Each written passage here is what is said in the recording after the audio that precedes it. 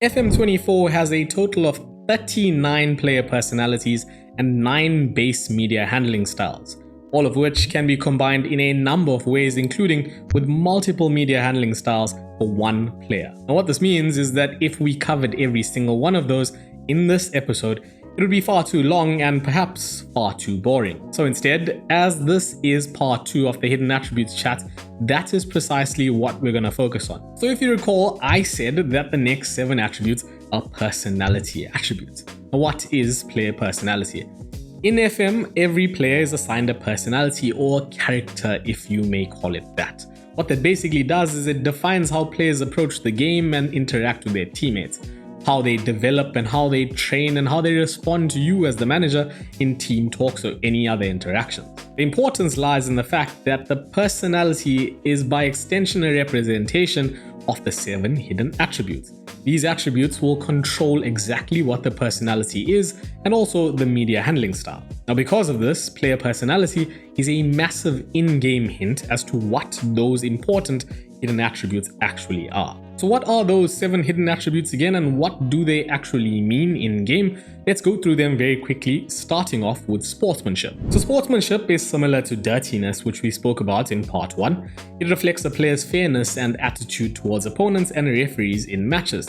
High sportsmanship leads to less unsporting behaviors like diving or feigning injury, while low sportsmanship will usually see a player pick up more cards in matches by doing exactly this.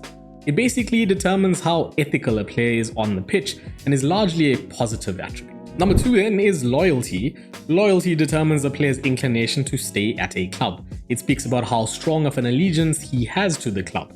High loyalty players are likely to support your managerial decisions and interactions with other players. They will also accept the decisions you make more easily, including those on transfers, and also generally accept lower contract terms in renewals as they want to stay at the club. Low loyalty players, on the other hand, are more likely to seek moves away from the club or demand transfers when they are unsettled. And as such, this can play particular importance in your squad harmony and team hierarchy. The next up is controversy, which basically determines how outspoken a player is. A high controversy attribute will result in a player being more likely to criticize your managerial decisions and often oppose you in the media. Now, thankfully, this attribute affects things largely outside the pitch, but of course will have some effect on your squad harmony and team management as a whole. Conversely, the pressure attribute will affect things that happen on the pitch. It basically measures a player's ability to handle stress, especially during high pressure situations. Having a high pressure attribute ensures better performances in nerve-wracking scenarios like when you are in a title race and the stakes are naturally high. A player with a high pressure attribute will be able to handle the pressure and is less likely to let it affect his performances. A pressure will also affect how players react to team talks and criticism. A player with low pressure will often react negatively when challenged in a pre-match talk or when criticized in an individual chat. But the converse is also true. A player with a high pressure attribute will relish a challenge. Setting down a target before a massive encounter will likely see him respond with positivity and enthusiasm. Now, like pressure, temperament also affects match performance. It affects a player's emotional stability on the pitch and off it, and likewise will impact how they respond to situations of adversity, like going one behind or being fouled by an opposition player. Players with low temperament will respond to these situations with anger or losses of focus and will often see a drop in performance level. Off-field, these players may find it easier to become overconfident and complacent when results are good, and vice versa, they may become easily unsettled by poor results. Better temperament basically equals having more consistent mentality throughout the game, on the pitch and off it. The next up is ambition, an attribute that affects a bunch of things. It basically reflects a player's drive to improve and achieve success. Players with high ambition are likely to demand better training facilities, higher levels of competition, and of course, more success. They will also prefer that you keep high reputation players at the club and are more likely to complain about issues with squad depth. Naturally, if you underperform, they are also more likely to seek moves away from the club in order to achieve their career goals. The other potential pain is that when they are due for a new contract, they are likely to ask for higher terms. But of course, not all is doom and gloom. Ambition also has some effect on player development. High ambition usually leads to better developmental progression. But remember that ambition goes hand in hand with professionalism and determination. I've chosen to talk about professionalism last in these hidden attributes because for me, it is by far the most important one. Professionalism quite simply affects everything. It affects a player's attitude towards their teammates, club staff, including you as manager, training, matches, and their ability to fulfill their potential. High professionalism contributes to consistent performance and steady development. Beyond this, it will also delay the natural decline of a player later on in his career to an even later age. Quite simply, players with a high level of professionalism do exactly what you expect of them. They're easier to manage and take criticism well. They work hard, train hard, and take match days seriously, regardless of the opposition quality, maintaining full focus even in difficult situations. If there's one thing that you take away from anything here today, professionalism is extremely important. I will often avoid going in for a transfer despite some good general attributes solely because a player's professionalism is low. This is because I know that they're probably not going to develop well or even perform well on match days, and perhaps just provide me with more headaches. I will talk about how I know what that professionalism attribute is after we talk about the two visible attributes. Now, I mentioned determination, and of course, the other one is leadership.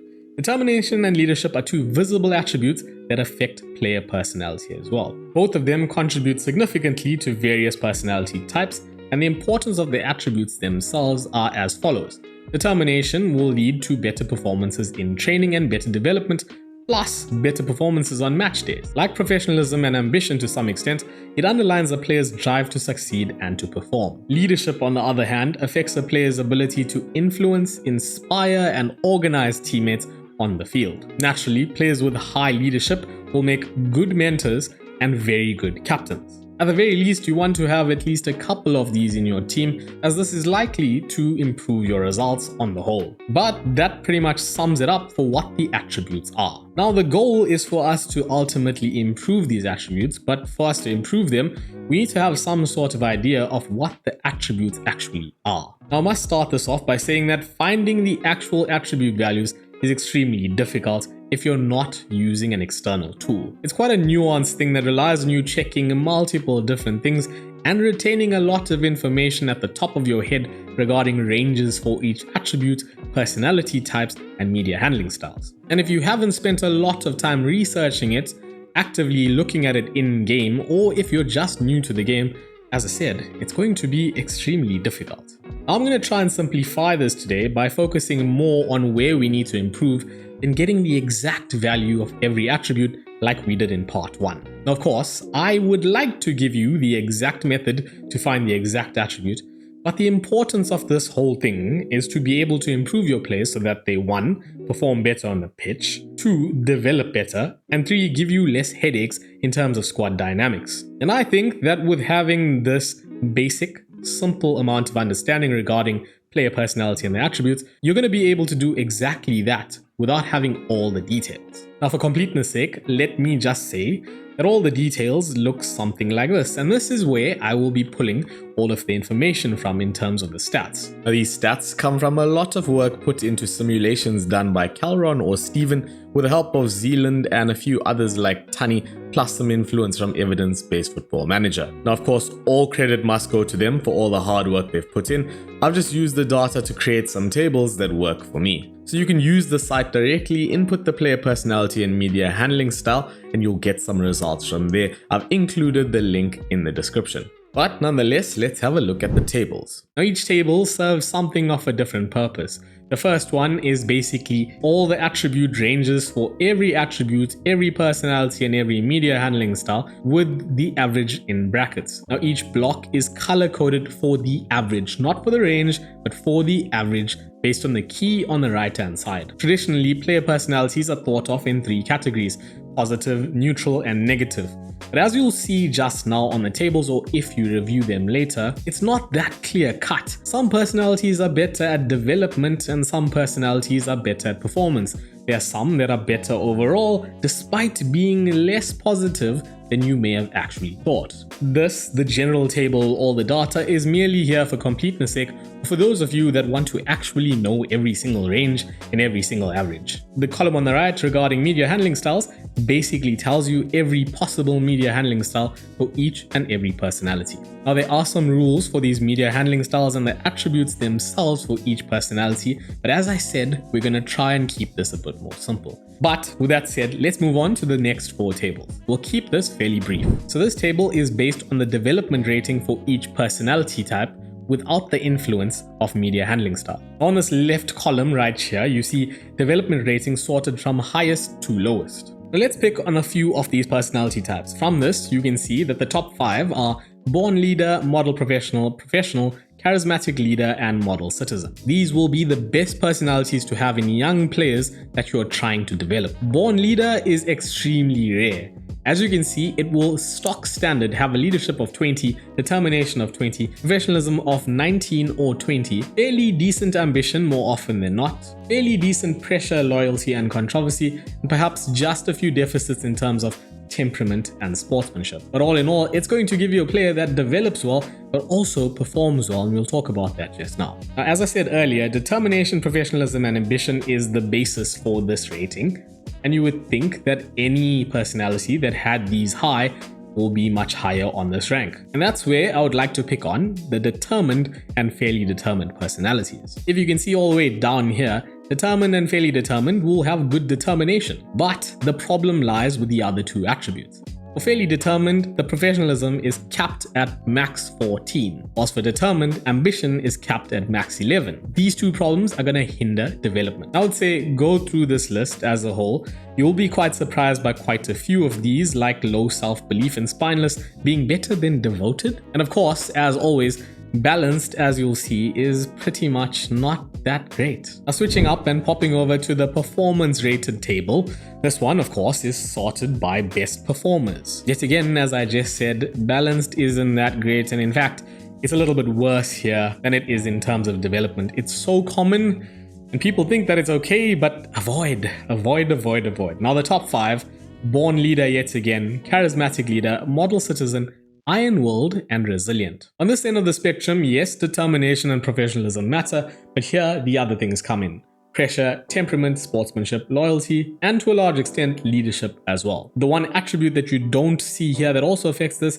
is important matches, but of course, we spoke about that in part 1, and you can identify that pretty easily from the pros and cons in the player tab. The one surprising one here is light-hearted. It isn't by any means excellent, but it's way better than one would have thought. The kickers for this is a very high pressure rating of 15 and above, temperament of 10 and above, and sportsmanship of 15 and above as well. Conversely, you'll find that perfectionist, fairly professional, ambitious, and very ambitious are actually not that great. And when you look at the attribute ranges, you can understand why. Whilst perfectionists have very good determination, professionalism, and ambition, which will lend itself well to development, they don't have the best attributes for performance. Temperament is capped at 9 for perfectionists, which makes absolutely no sense, but in doing so, it limits performance in games. There's a wide range for sportsmanship, loyalty, and pressure, and all of these could be on the lower side, which will ultimately make things even worse. Likewise, the fairly professional, ambitious, and very ambitious players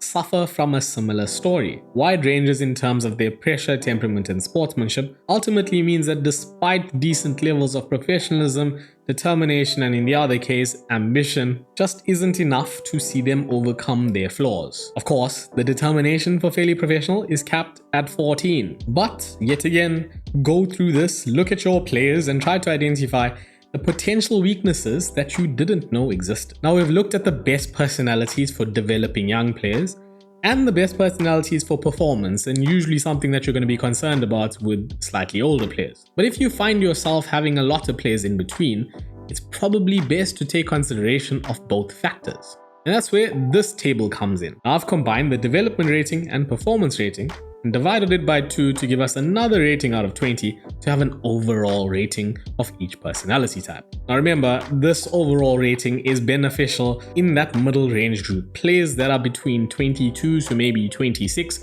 when they need to play a lot and perform a lot, but also still need to do some developing. Only born leader stands out for obvious reasons, and and the rest are pretty close together even at the top. Charismatic leader, model professional, model citizen, professional, resolute, iron-willed, and resilient are probably the best for you to go to. It will be a good idea for you to build most of your squads around these personality types. We'll talk more about this after the last table. And the last table is something of a did I save the best for last? This is a simplified table.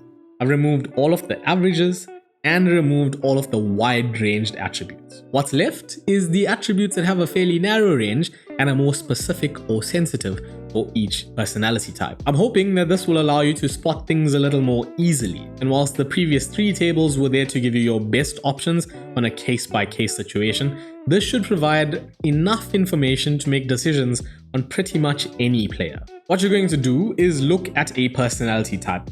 For example, let's look at Toby Collier over here to see how simple this can be without examining all the details. Collier has a fairly determined personality and a level-headed media handling style. As he's just 19 years old, the primary goal, or at least for me, would be to make sure that he develops well. As such, I'm concerned about the 3 most important attributes in this regard: determination, ambition, and professionalism. Now, we do know his determination is 15, but let's see what the table tells us in terms of professionalism and ambition. For fairly determined players, professionalism will have a maximum attribute value of 14. The range for ambition is quite wide, so it doesn't tell us much there. As for his media handling style of level-headed, we don't get much information regarding these key developmental attributes. But all in all, what we do know is that if we want him to develop well, we do need to improve on the professionalism and possibly the ambition. Now hold on to this because we'll revisit it when we talk about improving the attributes.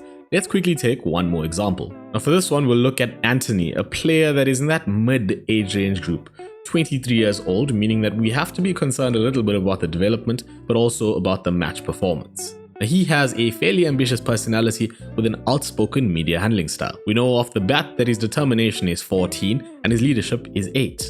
Now the table tells us that he has been quite lucky hitting that max of 14 for determination. His ambition is likely to be quite good at 15 to 20, and the only real area of concern is the professionalism, which could be anything from 1 to 14. Now here we don't have much information on the performance-based attributes, so let's pop down and have a look at his media handling style, which is outspoken. Outspoken tells us 2 things. His temperament's going to be anywhere between 7 and 19, and he's going to be quite controversial. So even though we don't have every single attribute and the exact values, we do know that we can improve his development and his performance by improving his professionalism and possibly his temperament. As confirmation of these values, let's actually look at his hidden attributes using the in-game editor. So as you can see, here is hidden attributes, and to be fair, they're not the worst. But as I said, temperament is sitting at 7 with controversy at 15. Luckily for him, his professionalism is already 12, but it's not in the excellent range, so it definitely is something that we can improve. On the other hand, his ambition is 15, something that was suggested by his fairly ambitious personality. And that pretty much sums it up. Without having all the facts, we can still make a pretty quick decision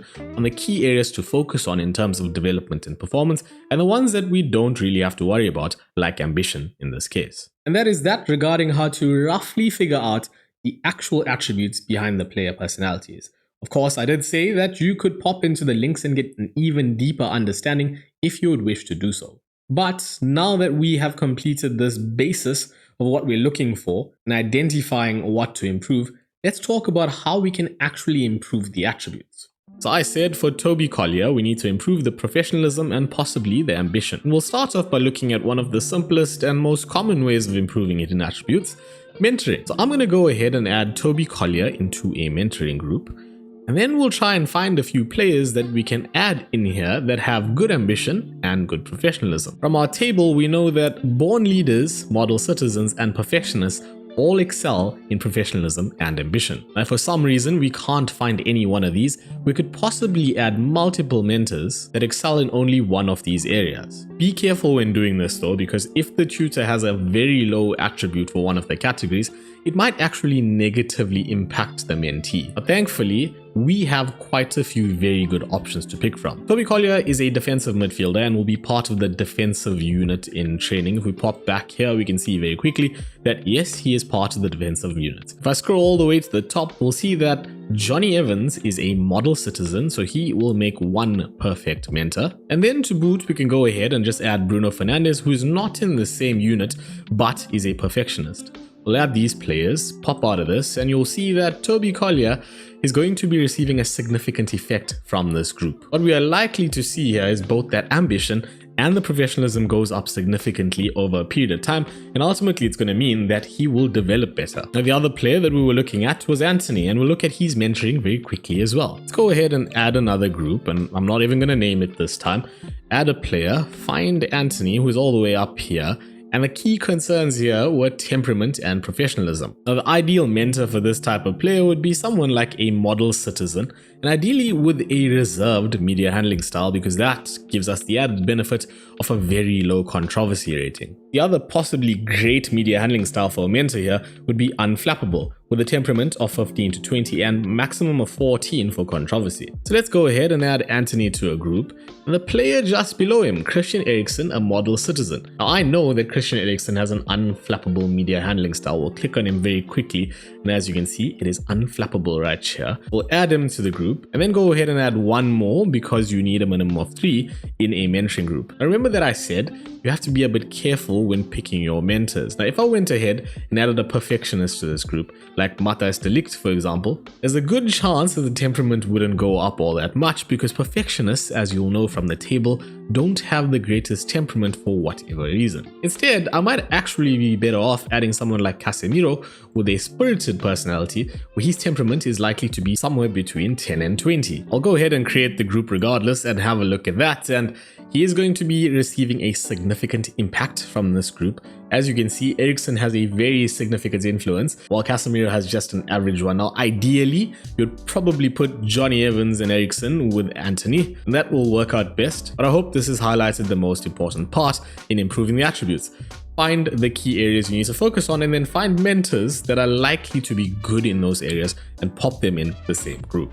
Now, the next key method in improving these attributes would be looking at the squad personality, something that we mentioned in the very intro of this episode. As you can see, the overall squad personality here is professional. Over time, what's going to happen is some players, most likely the younger ones with good adaptability, are going to pick up some of the key areas from the professional personality type. Of course, you know that the key area for this personality type is a high professionalism. So over time, you could see that a large number of players become more professional, which is great. Now, on the other end, if you had a different personality type for your squad, like ambitious, it could see that ambition goes up, but other attributes take a little bit of a hit. And likewise, if your squad was made up largely of players with unambitious personalities, the squad personality is likely going to be unambitious, and then your younger players are going to take significant hits. So what this points out is that it is absolutely key for you to build a squad as a whole. Focus on personality types every single time you make a new signing. And when you notice that there are deficits in a certain attribute value for the personalities you have in your squad,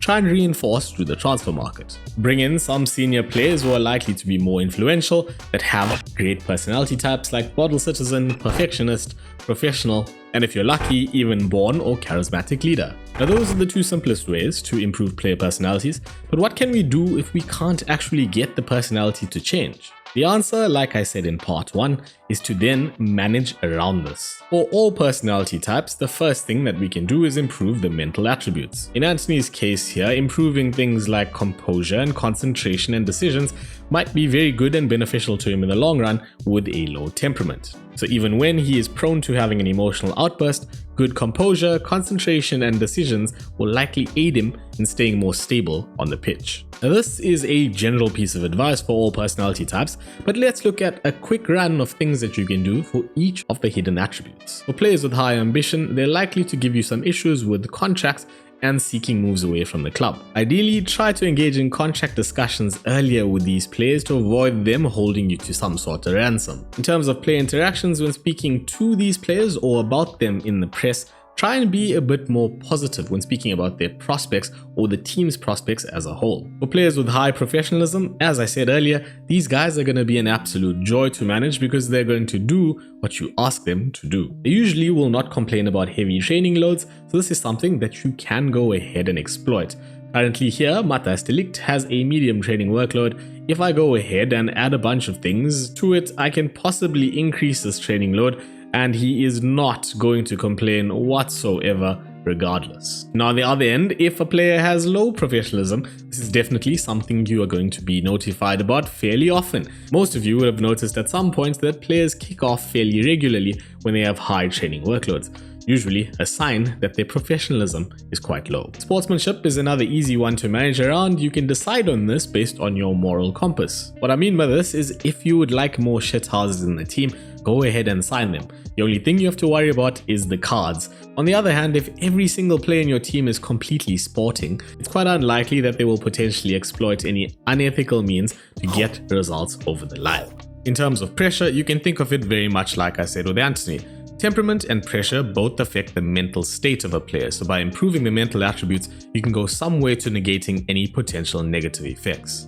Because certain training units focus more on these attributes, keep this in mind when setting up the whole team training, and as well when you're setting up individual training for players that you know very obviously have deficits. Now, to reiterate, training the mental attributes are not going to improve the hidden attributes, but they are going to make it a bit easier for the player to perform come match day. In terms of interactions in your man management, temperament and pressure kind of go hand in hand. You can think of it like I said at the start of the video. Players with higher temperament and pressure are more likely to respond well to more expectant conversations, more demanding team talks, and more challenging statements made to the media, unlike their counterparts with lower attribute values, who are more likely to respond to more calm and reassuring management. Loyalty then is something that can be quite beneficial, especially if you're managing at the lower levels. These players are less likely to demand to move away to bigger clubs and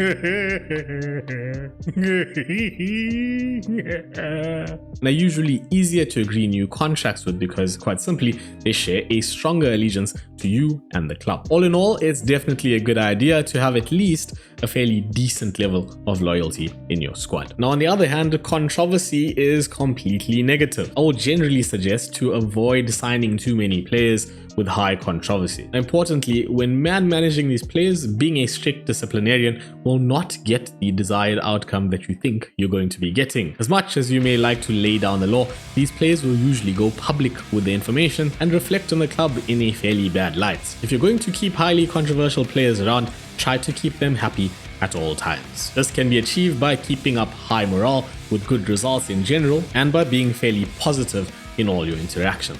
And that leaves us with just the two visible attributes. Determination is extremely important, and for the most part, you can think of it similarly in your man management as you do with professionalism. Highly determined players will be more responsive to you setting down markers, setting more lofty targets in terms of your league ambitions, and when you ask more of them in terms of training and match performance. On the other hand, players with low determination are a general no-go zone. Try and avoid these players completely. If for some reason you have a wonderful new gen, this may be a case for you moving them into the senior team at the earliest to try and bring that determination up. If for whatever reason you can't get the determination up, I would advise you to cut your ties and get rid of the player to save yourself from a lot of wasted time and heartache. And then comes the last one, leadership. Quite simply, the easiest way to improve this is to ask for the player to be sent on a leadership course. Leadership affects match performance, so try and keep at least a decent amount of players with a decent level of this attribute. An important consideration here is if you have a highly controversial player with a high leadership, if he does tend to kick off, he's going to convince a lot of the players in the squad to go with him. This is an absolute managerial nightmare. So at all costs, avoid highly controversial players with very high leadership as well. So that is that. I hope that you've gained quite a bit of understanding on what the hidden attributes are as a whole from this two-part series, how to figure out things from the player personalities, and how to make deductions on what you can improve to get better development, match performance, and squad dynamics from your players. I hope that you understand how to improve them, or at least to some extent. And as a whole, you now take the whole idea of player personalities and hidden attributes a lot more seriously and can use some of this information as you go through in your journey of playing Football Manager. I hope that this makes the game easier for you to understand, adapt to, and be better at. And at the very least, I hope that you've learned something that you perhaps didn't think about before or didn't know before. If you did enjoy it, if you did learn something, and if you do like this type of content, drop me a like, hit the subscribe button and the notification bell. Of course, I've got some other things planned behind the scenes, but uploads have been a little bit slow as of late, and I will try to be better in the future. But for now, please take care, and laka Check you. Bye.